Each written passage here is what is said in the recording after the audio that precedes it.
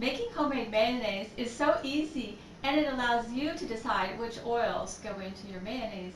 For me, that's huge because most mayonnaises contain soy oil, which I can't eat, don't want to eat.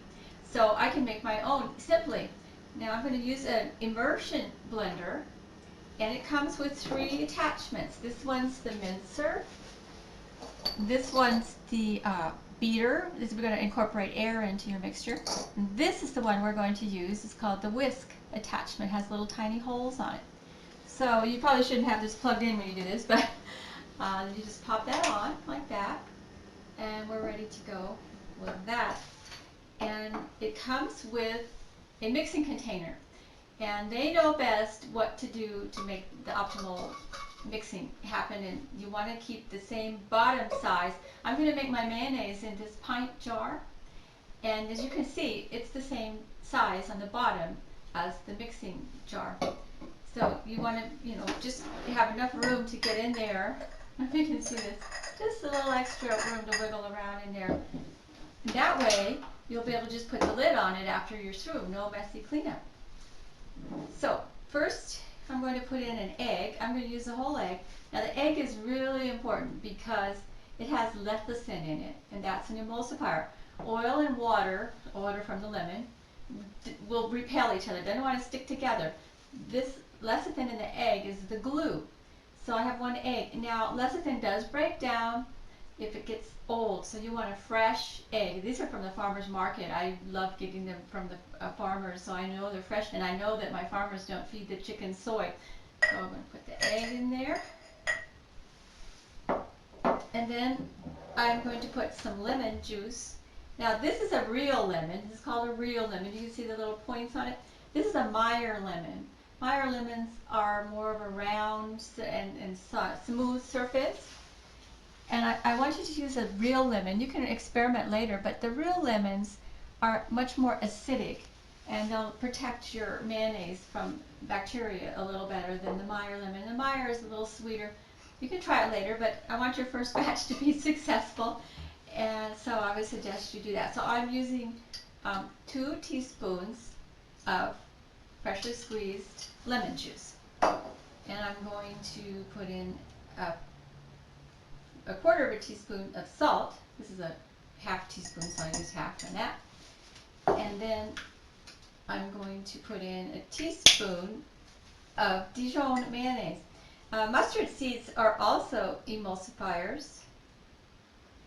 This is a half, so I'm going to put in 2. Sorry about that. Okay. There it is. Come on. And what else? Let's see. Okay, now the oils. I have got here coconut oil. I love coconut oil. This is the coconut oil I used. It's just, I tried to make it accessible to everybody. This is from Trader Joe's. And the problem with coconut oil is if your room temperature is not 76 or higher, it will be hard like this. So I put a little bit in here and heated it up.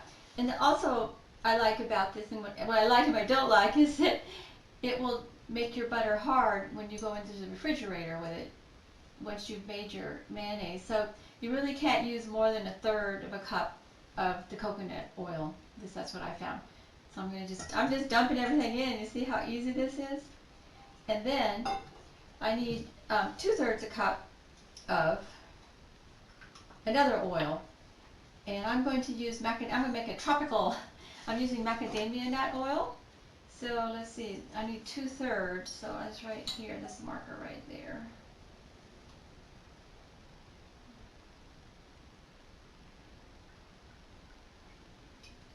Okay, just pour it in. Now I know a lot of people like olive oil, and I do too, but when you're making it with this immersion blender, it makes this stronger. So I'm not using it in this blend, but if you do decide to use extra virgin olive oil, I would suggest not using more than 1/3 cup, because it will be a little bit bitter and strong. It'll kind of overpower your mayonnaise.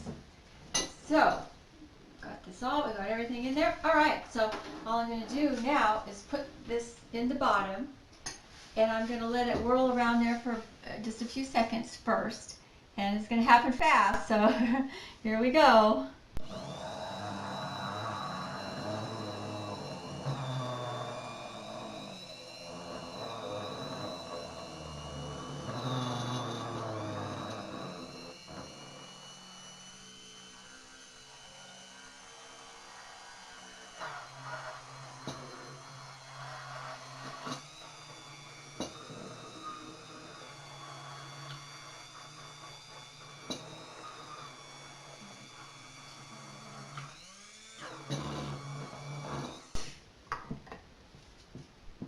There you have a lovely, lovely homemade mayonnaise.